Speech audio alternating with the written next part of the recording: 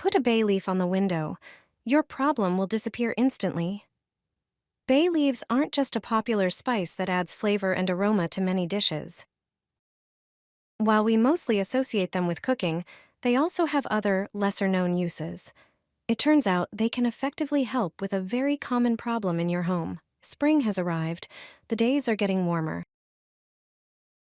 and we're opening windows more often to let in fresh air.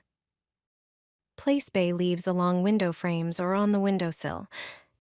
You can adjust the number of leaves depending on how strong you want the scent to be. This method keeps flies away from your home. These insects can't stand the strong smell of bay leaves. It irritates them. It's a simple, effective, and natural way to get rid of flies without using chemical insecticides.